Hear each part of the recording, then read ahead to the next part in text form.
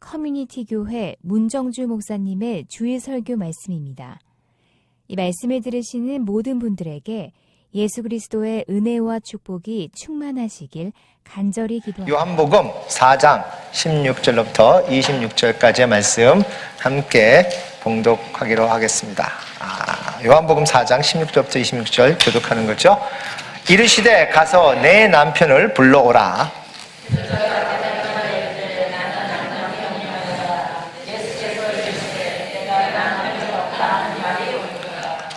너에게 남편 5이 있었고 지금 있는 자도 내 남편이 아니니 내 말이 참되도다. 여자가 이르되 주여 내가 보니 선지자로소이다.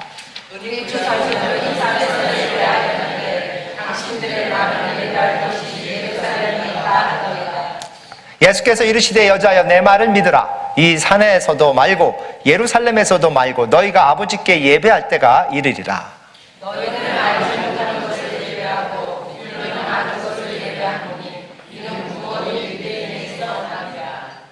아버지께 참되게 예배하는 자들을 영과 진리로 예배할 때가 오나니 곧 이때라.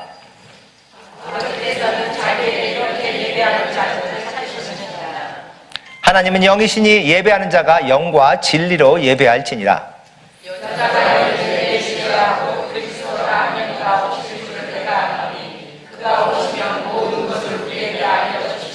함께 읽겠습니다. 예수께서 이르시되 내게 말하는 내가 그라 하시니라. 아멘. 그랬습니다. 11주년이라는 날을 우리가 기념을 하면서 또 돌아봅니다. 지금 방금 대리 목사님께서 우리가 과거를 돌아보면서 하나님이 얼마나 신실하시게 우리를 돌보아 주시고 인도해 주셨는지 그 하나님의 신실하심에 감사를 하되 또 그것으로 끝나지 말고 또 다가오는 그런 다음 해 또 5년, 10년, 20년을 바라보면서 우리가 끝까지 하나님을 신실하게 섬길 수 있도록 도전을 갖고 나가라라고 말씀을 하셨습니다. 그래서 우리가 앞으로를 보면서 또 뒤를 봅니다. 하나님께서 교회를 처음 시작하셨을 때 어떤 바람이 있으셨는가를 생각을 많이 해봅니다. 하나님은 어떤 모습을 보시고 싶으셔서 교회를 시작하실까? 그것이 어떤 교회든 간에 거기에 모여있는 그런 하나님의 백성들은 모양이 좀 다를지 몰라도 하나님이 원하시는 교회의 모습은 똑같으리라고 생각을 합니다. 그래서 기도하면서 하나님께 여쭙니다. 하나님 어떤 모습을 보시고 싶으셔서 또 새로운 교회를 시작하셨습니까? 오늘 말씀을 보면 하나님은 하나님의 참된 예배자들을 찾고 계신다고 말씀을 하셨습니다. 참된 예배자를 찾고 계신 하나님께서 또 새로운 무리를 모아서 교회를 시작하셨다면 그러면 그 교회의 목적은 또 참된 예배자가 되는 것이 아닌가 생각을 합니다. 우리는 참된 예배자입니까? 라는 것이 우리에게 스스로에게 던지는 질문입니다. 하나님, 저희가 하나님의 부르심을 받았는데 진정으로 참된 예배자의 모습으로 살아가고 있습니까? 지난주 저희가 예수님과 그리고 이 사마리아 여인의 대화에 대해서 이 얘기를 배웠습니다. 예수님께서 그 사역지를 옮기시죠. 남쪽에서 북쪽으로 갑니다. 유대에서 갈릴리 바닷가로 가십니다. 그런데 그것을 옮기기 위해서는 이 사마리아라는 땅을 지나자야 하는데 그 당시에는 유대인들과 사마리아인들이라는 분들과는 관계가 별로 좋지 않아서 완전히 유대인들은 그 사마리아 땅을 돌아가는 모습이 있었는데도 불구하고 예수님은 굳이 그 사마리아 땅을 지나가는 모습을 우리는 이야기를 했습니다. 왜 그러셨을까요? 이 여인 한 여인을 만나기 위해서 그 야곱의 우물이라는 그 우물가에서 한 여인을 만나고 그 여인과의 대화를 통해서 이 세상 모든 사람들에게 하나님의 그 말씀을 전하기 위해서 지난주 처음에 저희가 나눈 그 말씀 속에서 예수님은 그 여인과의 대화를 통해서 우리에게 어떻게 우리가 하나님의 복음을 전해야 되는 것을 보여줬다고 말씀을 했습니다. 그래서 그 여인과의 대화 속에서 누구에게도 가라앉는 그런 메시지를 보여주시고 그리고 우리가 중간에 있는 그런 담을 헐어야만 가능하다고 말씀하시고 그 담이 헐어진 다음에는 그 영적 진리를 소개할 수 있는 모습과 결국은 그 하나님의 초청장을 내보이는 그런 예수님의 모습을 우리는 보았습니다. 그래서 그 말씀을 듣고 우리가 또 예배 후에 또 우리의 지역에 있는 마켓에 나가서 또 전도를 하고 전도지를 나누는 그런 모습도 경험을 했습니다. 그 여인이 처음에 예수님과 대화를 시작할 때는 그 예수님은 그 여인에게 낯선 사람이었죠. 그리고 그 낯선 예수님에게 그 여인이 던진 질문은 당신은 왜 나에게 물을 달라 하십니까? 였습니다. 유대인은 결코 사마리아인하고 대화를 하지 않는 상태에서 예수님이 오셔서 나에게 물을 달라고 하는 그 말씀을 듣고 여인이 나에게 왜 물을 달라고 하시는 그 말씀으로 시작했던 대화가 나중에 중간에 바뀌어서 어떻게 돼요? 그 생수를 나에게 주옵소서라고 끝이 납니다. 지난주 저희가 나눈 그 말씀 속에서는 그 여인이 예수님께 생수를 달라고 간절히 부탁하는 그런 모습으로 이야기는 끝이 나는데, 그래서 그것을 통해서 하나님께서는 예수님을 통해서 우리에게 어떻게 복음을 전하는가를 보여주셨는데, 오늘은 그 대화가 계속해서 연결이 되면서 이제는 예수님께서 다른 것을 또 소개하는 모습이 나옵니다. 우리가 항상 먹는 물을 생수로 변화시켜서 소개하신 예수님은 이제는 그것이 예배로 흘러갑니다. 사실은 그 예배에 대한 이야기는 예수님이 먼저 하신 것이 아니라 이 여인이 먼저 물어보죠.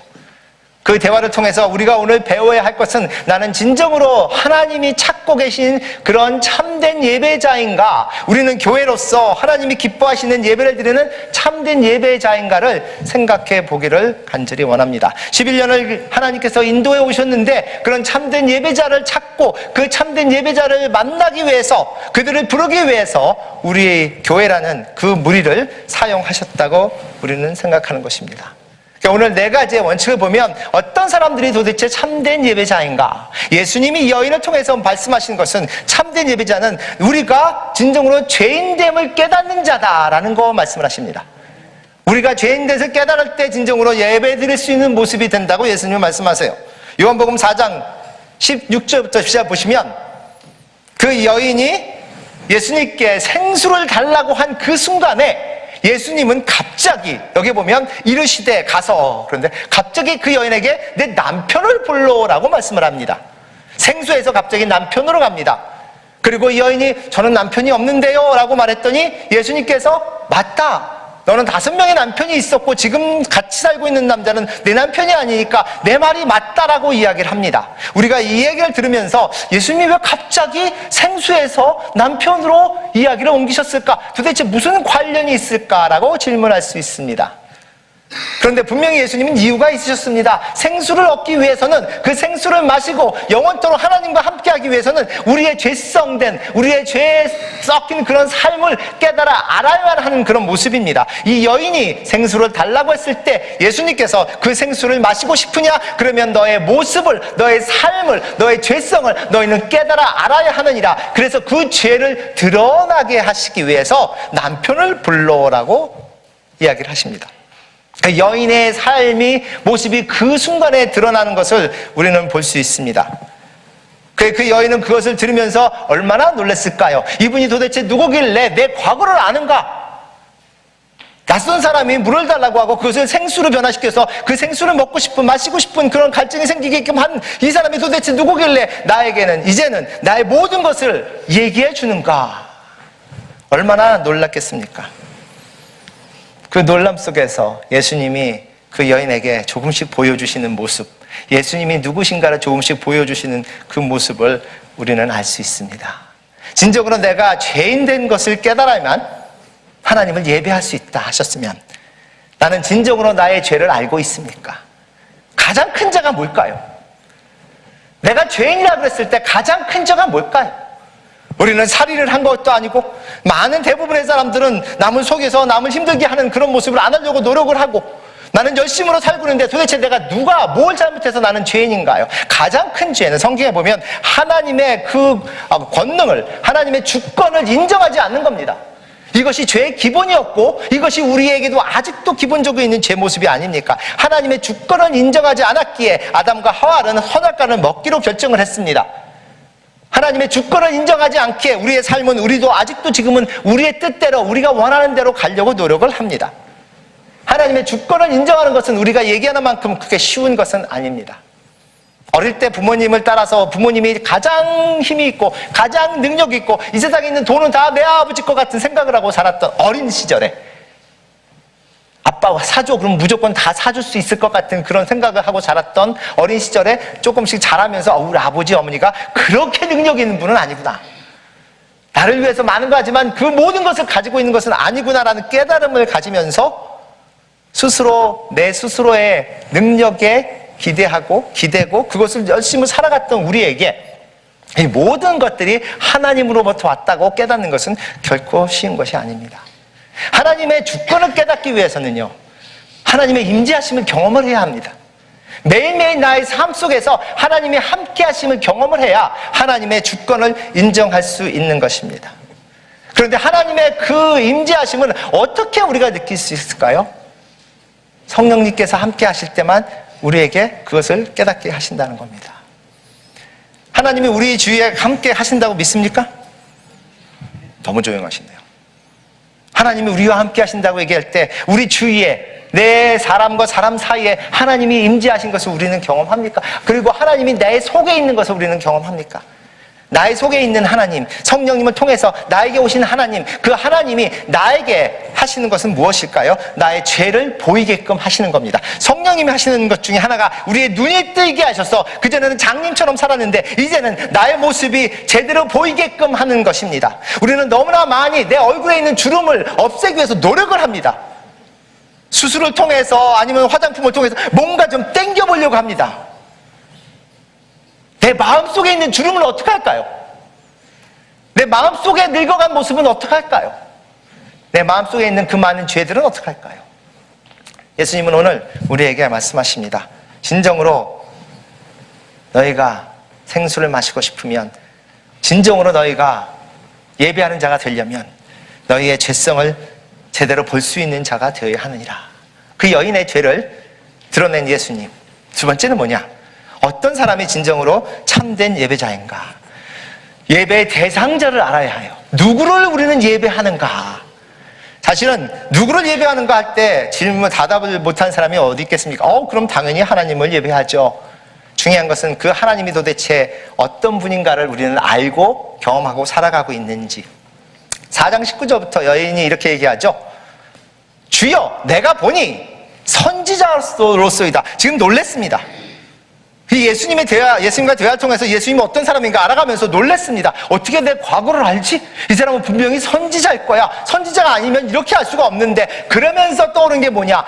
만약에 이분이 선지자라면 내가 지금 열심히 노력하고 하지만 질문이 많은 예배에 대해서 알고 있을 거라고 생각을 합니다. 그래서 물어봅니다. 갑작스럽게 이 여인이 선지자로서이다 하면서 물어보는 것이 예배 아닙니까?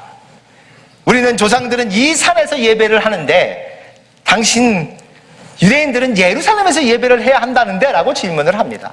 왜 질문을 했을까요? 그러니까 유대인과 그리고 사마리아인이 서로 어우러지지 못하고, 사마리아인이 제대로 유대인과 함께 하면서 예루살렘에서 예배를 드리지 못하는 상황이에요. 유대인들도 원하지 않고 사마리아인도 가고 싶어 하지 않습니다.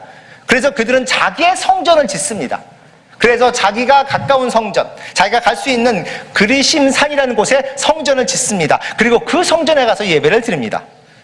그리고 그 예배에 사용하는 그 성경은 모세오경, 그러니까 유대인처럼 모든 성경, 구약 성경은 다 사용하는 것이 아니라 모세오경만 가지고 예배를 드립니다. 그래서 예수님이 보시기에는, 그리고 우리가 할 때는 그들은 완전한 하나님의 모습을 깨닫지 못한 상태에서 하나님을 예배합니다. 다른 민족과 섞여서 많은 풍습이 어우러져서 우상도 함께 어우러진 상태에서 도대체 하나님의 형상이 어떤 모습인지 깨닫지 못하면서 예배를 드립니다. 그래서 이 여인이 질문을 합니다. 도대체 왜 우리는 예루살렘으로 가서 예배를 드려야 합니까? 예수님이 대답하시죠. 너희는 알지 못하는 것을 예배한다 말씀을 하십니다. 하지만 우리는 아는 것을 예배하고 구원이 유대인으로부터 난다라고 얘기를 하세요.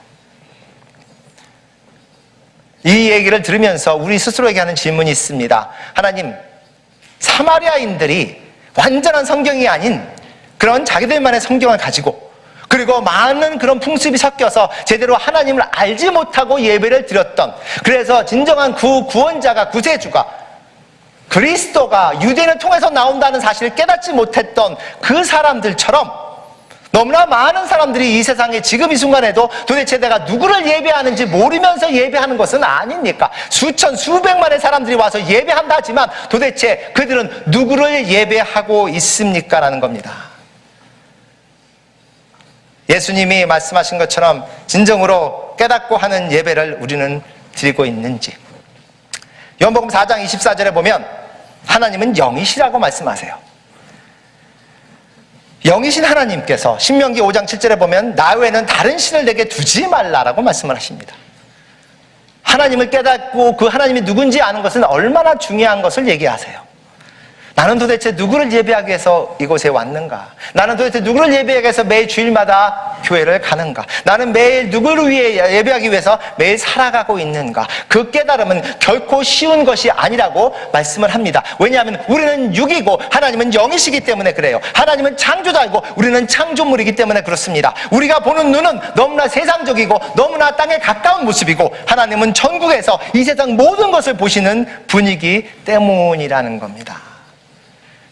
사도행전 17장 24절과 25절을 보면 도대체 하나님이 누구신가? 라고 설명을 합니다. 함께 읽어볼까요? 시작! 우주와 그 가운데 있는 만물을 지으신 하나님께서는 천지의 주제시니 손으로 지은 전에 계시지 아니하시고 또 무엇이 부족한 것처럼 사람의 손으로 섬김을 받으시는 것이 아니니 이는 만민에게 생명과 호흡과 만물을 친히 주시는 이심이라. 아멘. 그렇습니다.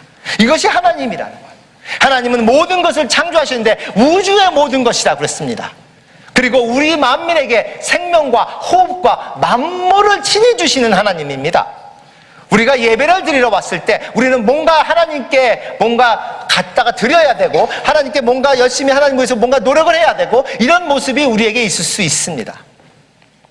그래서 예배를 드리면서 나는 그래도 뭔가 하는구나 라고 생각할 수 있어요. 하지만 예배는 그것이 아니라 그 모든 것을 창조하신 하나님의 주권을 인정하는 것이에요. 그 모든 것을 창조하시고 인도하시고 우리에게 부어주시는 하나님의 은혜에 빠지는 겁니다. 내가 드리는 것은 결코 내 것이 아니라는 거예요. 내가 드리는 것은 하나님이 모든 것을 주셨다고 이 세상에 선포하는 모습인 겁니다. 그것을 깨달아 알아야 하는, 나는 어떤 하나님을 알고 믿고 또 예배를 드리고 있는가? 그 하나님의 능력을 나는 경험하면서 그 하나님의 사랑 속에 빠져서 살고 있는가? 그 사랑에 빠져야만 우리는 그 사랑을 전할 수 있고 그 사랑으로 다른 사람을 안아줄 수 있습니다. 진정으로 우리는 하나님을 예배하는가? 그리고 그 하나님은 모든 천지의 모든 것을 주관하시는 그 하나님인가는 질문을 해야 한다는 겁니다. 저희가 오늘도 살아서 움직이고 예배를 드릴 수 있는 그 사실은 하나님께서 하나님을 더 알아가기 위해서 우리에게 주신 기회라고 생각을 합니다. 지금 당장 저에게 하나님이 와라 그러고 부르시면 지금 있는 그 시간에서 그것만 가지고 난 하나님 앞에 갈 수밖에 없어요.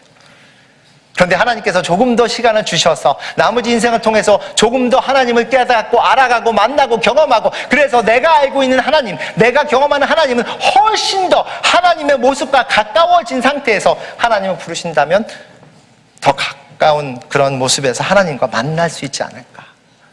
그래서 기회죠. 오늘도 하나님이 기회를 주셨습니다. 한번 따라할까요? 오늘도 우리에게 기회를 주셨습니다. 무슨 기회를 주셨을까요?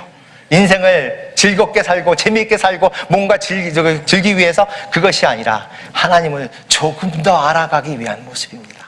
영이신 하나님을 육인 우리의 모습을 통해서 조금 더 알아가는 모습입니다. 하나님의 임재하심을 경험한다는 것이 어떤 모습인가? 제 아들이 그 학교를 갔는데요. 저 졸업, 그러니까 그레이지 스쿨이죠? 그죠? 대학원 쪽에서 이제 공부를 하는데 갑자기 가자마자 첫째 날 전화를 왔습니다. 아빠, 왜? 그랬더니 인터뷰를 해야 된대, 저를. 그래서 왜 네가 나를 인터뷰하냐? 너 나 알잖아. 그랬더니 그래도 인터뷰 해야 된대요. 그래서 숙제 중에 하나가 뭐냐면 자기의 아버지나 어머니나 인터뷰를 해서 질문하는데 질문이 너무 복잡해요. 생각지도 못했던 그런 모습입니다. 삶에 경험하고 있는 것 중에서 우리에게 기쁨을 주고 힘을 주는 것은 무엇입니까? 뭐 이런 질문들, 막연한, 생각지도 않았던.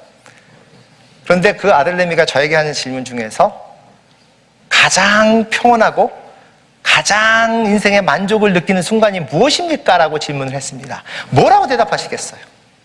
가장 평온하고 가장 만족을 느낄 수 있는 순간을. 그래서 제가 생각을 했습니다. 무엇이라고 할까? 그래서 제가 대답한 것은 묵상이었습니다. 메디테이션. 내가 늙어가는 것을 많이 못 느끼고 살 때가 아닌데 내가 그래도 나이가 점점 들어가고 있는 것을 느낄 때가 뭔지 아세요? 묵상이 좋을 때. 정신없이 바쁘게 뛰어다니는 것보다 조용히 앉아서 아무것도 안 보인 상태에서 그냥 생각에 잠길 때, 그 생각에 걱정, 근심, 세상 것이 아니라 하나님의 말씀 속에서 천국을 그릴 때, 그것이 가장 기쁘고 가장 만족스러운 순간이라고 제가 아들에게 얘기를 했습니다. 아마 그 답을 쓰는 아들은 속으로 맞을까 했을지도 몰라요. 그런데 그것을 보면서 하나님, 진정으로 제가 조금씩 깨닫고 있습니까? 결혼식보다는 장례식이 더 마음이 다가가는 그런 모습이 저는 되고 있습니까? 장례식에 가서 아프고 힘들고 눈물 나는 것이 아니라 기쁨과 감사와 평온함이 있는 그런 모습을 찾고 경험을 합니다. 아, 제가 나이가 들어가는 것 같습니다. 그 얘기는 하나님을 만나는 시간이 점점 가까워오는 것 같습니다. 나는 누구를 예배할까요? 누구를 예배하면서 오늘도 살아가고 있습니까? 예수님께서는 확실하게 우리가 누구를 예배하는지를 알아야 한다고 말씀을 합니다. 세 번째는요, 참된 예배자는 어떻게 예배를 드려야 하는지 알아야 한다고 말씀하세요. 23절, 24절입니다. 아버지께 참되게 예배하는 자들은 영과 진리로 예배할 때가 오나니 그랬습니다. 그 얘기는 그 당시에 열심으로 모여서 예배한다고, 그리심산에 모이고 예루살렘에 모이고 그 많은 예루살렘에 모인 사람들, 유대인들이 예배를 드렸지만 진정으로 영과 진리로 예배하는 모습이 거의 없었다는 얘기입니다. 그래서 예수님께서는 너희가 그렇게 진정으로 영과 예배를 드릴 때가 오느니라 라고 얘기를 합니다. 그 얘기는 우리가 누구를 예배 드려야지는 깨달아 아는 순간에서 다가오는 것이고, 그리고 우리가 드리는 그 예배가 어떤 모습인가를 깨달아 아는 것에서 시작이 됩니다. 아버지께서는 자기에게 이렇게 예배하는 자들을 찾으신다고 얘기하셨고, 또 한 번 하나님은 영이시니 예배하는 자가 영과 진리로 예배해야 한다고 말씀을 합니다. 우리에게 예배는 무엇입니까? 우리는 예배를 우리의 언어로 드립니다. 그래서 우리가 언어가 맞지 않는 그런 예배 가면 도대체 무슨 얘기인지 알아듣지 못합니다. 우리는 음악을 통해서 예배를 드립니다. 그래서 우리에게 맞지 않는 음악을 하는 예배를 가면 도대체 이것이 맞지 않는 옷을 입은 것 같은 느낌이 듭니다. 우리가 물질적으로 예배를 드립니다. 그래서 오늘 예배가 어땠습니까? 물어보면 대부분 뭐라 그러세요? 아, 오늘은요 찬양이 괜찮았고 설교는 그저 그런 것 같은데. 우리는 예배를 공연으로 만들어 버렸습니다. 어떻게 우리가 열심으로 준비해서 어떻게 잘 보여지고 어떻게 많은 사람들이 은혜 받았습니다 라고 얘기할 수 있을까? 아, 그 예배가 좋습니다, 다음 주에 또 오고 싶습니다 라고 그렇게 만들어가는 그런 우리들의 모습이 되었습니다. 예수님은 예배는 그것이 아니라고 얘기합니다. 그것은 예배는 사람들을 많이 모아서 잘 멋있게 그렇게 공연을 하는 것이 아니라고 말씀하세요. 예배는 영과 진리로 드려야 한다고 말씀합니다. 도대체 그것이 무엇일까요? 어떻게 드려야 우리는 예배를 영과 진리로 드립니까? 아까 말씀드린 것처럼 내 모습을 볼 수 있는, 내가 얼마나 처참한 죄인을 깨닫는 모습 속에서 하나님이 얼마나 엄청난 분인가를 아는 모습 속에서 그 하나님의 은혜 속에 잠겨있는 것, 이것이 예배라는 겁니다. 말씀을 안 하고 예배 찬양을 안 하고 그냥 조용히 앉아서 1시간 동안 가만히 있어도 우리는 예배 드릴 수 있습니다.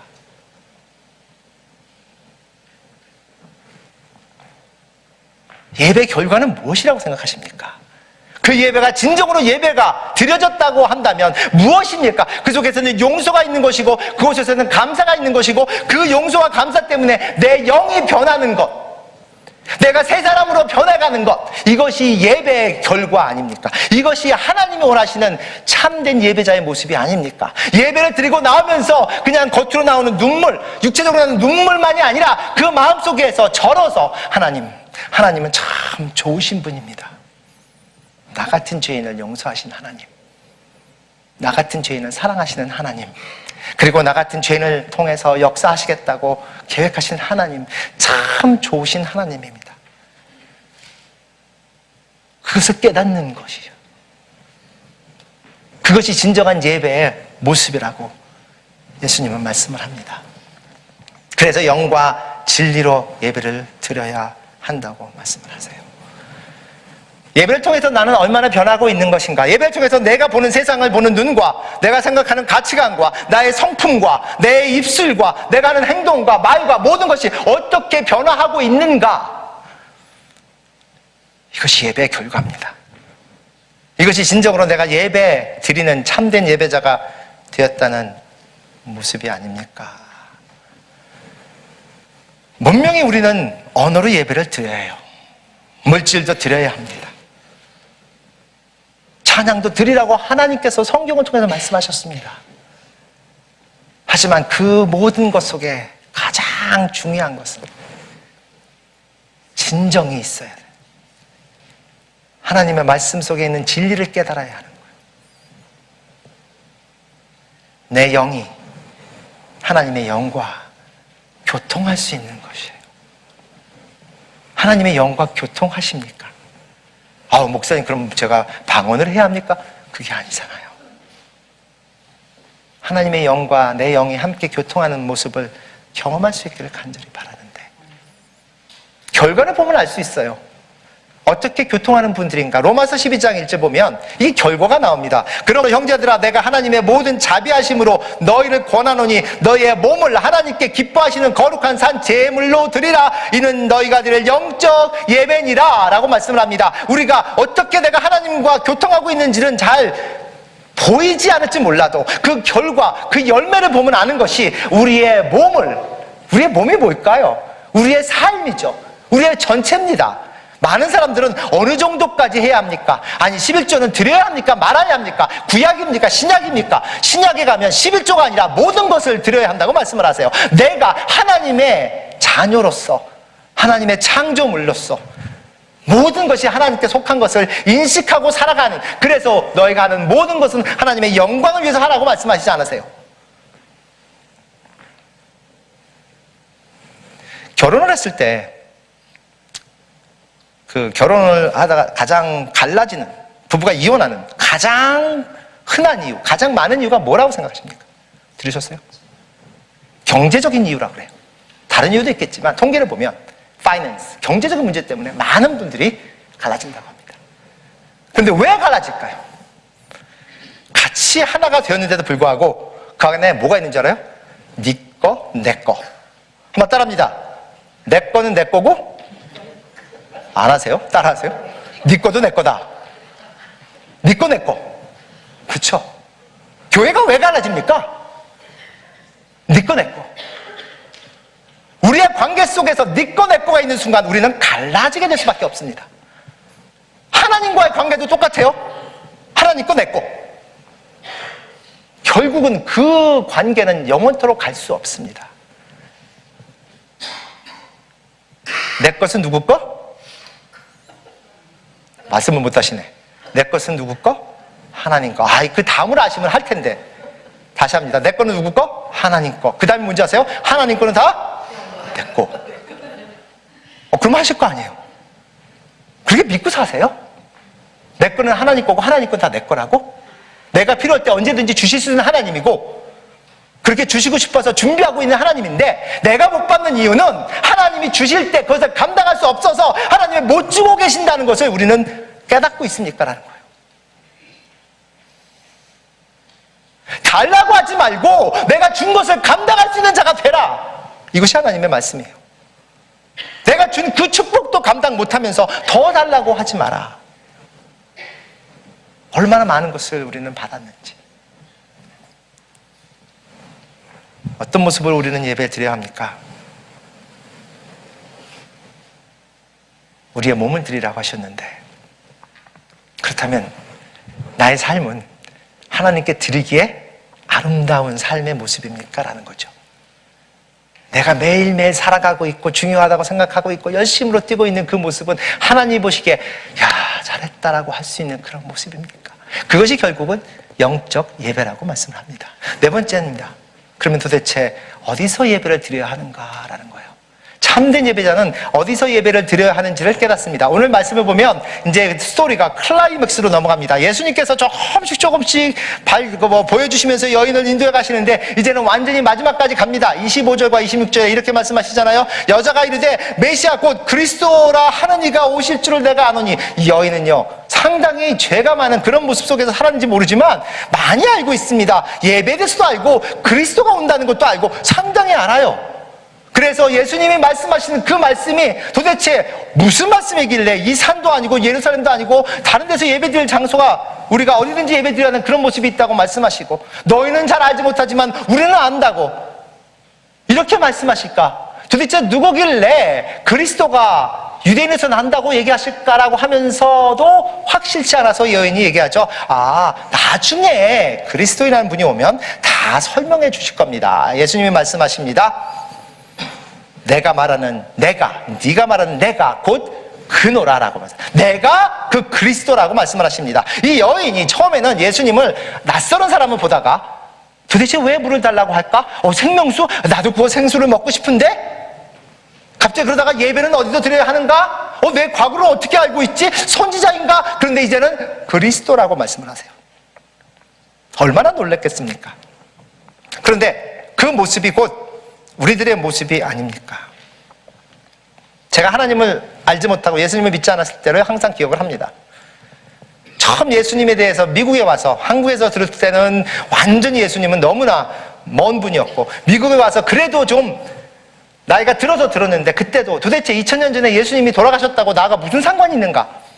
그 사실을 믿기도 어렵지만 만약에 그것이 사실이라 할지라도 그것이 나와 무슨 상관이 있는가라고 시작을 했습니다.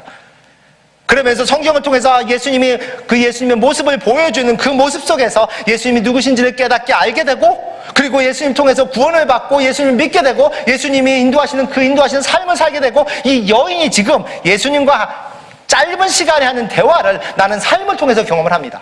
많은 그리스도인들은 이런 모습을 통해서 경험을 합니다. 그래서 이제는 예수님이 나의 구세주가 되었구나. 이제는 내가 예배자가 되었구나라고 합니다. 그런데 하나님께서 우리에게 도전을 하십니다. 그것은 충분치 않다는 겁니다. 내가 그냥 구원을 받았구나. 나는 이제 예배를 드리는구나. 그것이 아니라 너희는 참된 예배자가 되어야 한다고 말씀을 하세요. 하나님은 그런 자를 찾고 있다고 말씀하시는데 왜 찾고 계실까요? 많지 않습니다. 많으면 찾으실 필요 없잖아요. 많지 않으니까 하나님이 찾으십니다. 그렇게 예배 드린다는 것은 결코 쉽지 않은 것이기 때문에 하나님은 그들을 찾으십니다.